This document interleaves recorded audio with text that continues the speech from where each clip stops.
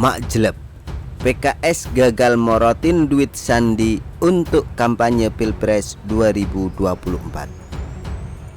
Selain belum punya cawapres, ada satu masalah lagi yang krusial terkait pencapresan Anies, yakni siapa yang akan mendanai kampanye belum terjawab. Karena ex-gubernur DKI itu bukan kader Nasdem, bukan kader PKS maupun Partai Demokrat. Sehingga ketika partai tersebut tentu nggak mau dong jor-joran mengeluarkan duit.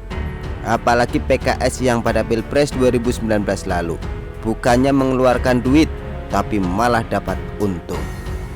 PKS kala itu diberi uang sebesar 500 miliar rupiah oleh Sandiaga Uno sebagai mahar mengusung dirinya bersama Prabowo. Artinya bagi partai tersebut ngusung capres atau cawapres itu mesti untung, bukan malah ngeluarin duit.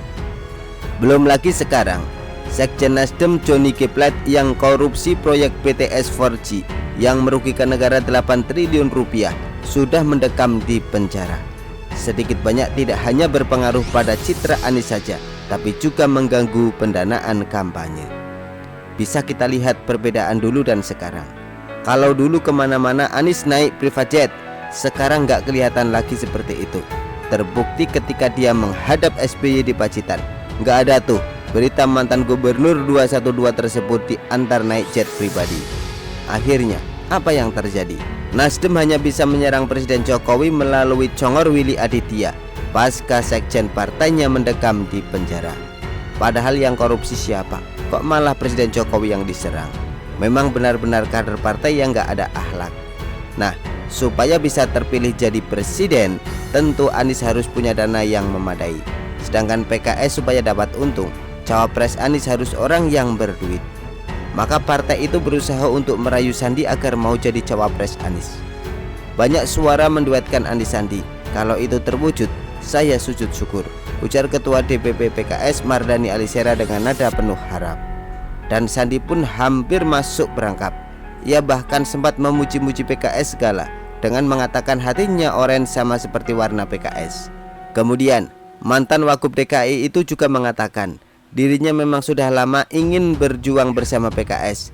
Kader PKS sangat militan serta komitmennya untuk NKRI luar biasa besarnya.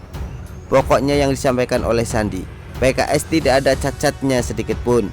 Meskipun baru-baru ini salah seorang kadernya, Bukhari Yusuf, dilaporkan ke Mahkamah Kehormatan Dewan MKD lantaran menginjak-injak tubuh istri keduanya yang lagi hamil hingga terjadi pendarahan.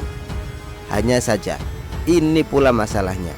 Biarpun PKS memberi karpet merah untuk Sandi jadi cawapres Anies, tapi ditolak mentah-mentah oleh Partai Demokrat.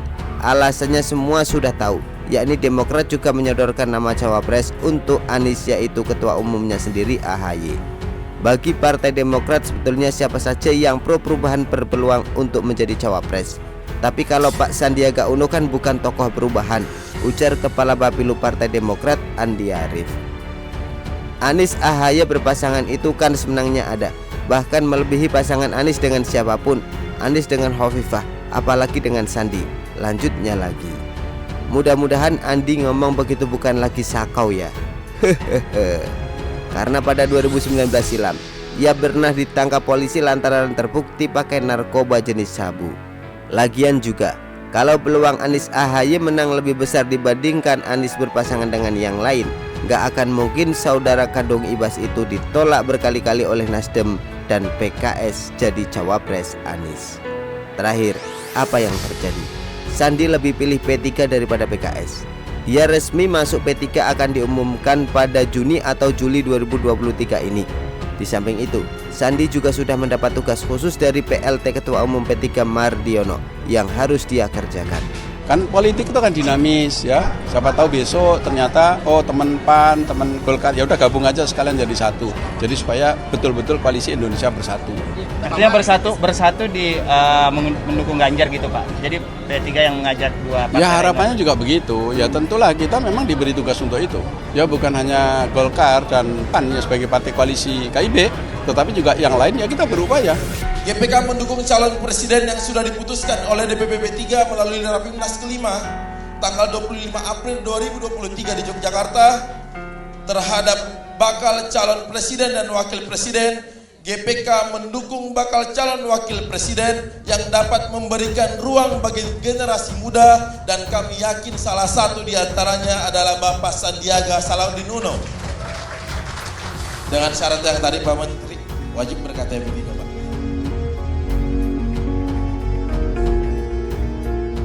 Terkait P3 berharap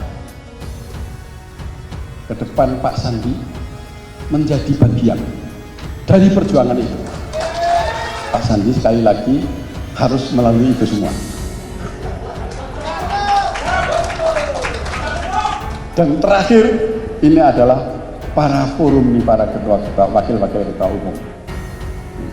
Terakhir Pak, jadi Pak Sandi harus sabar dulu melalui ospek, pelonco.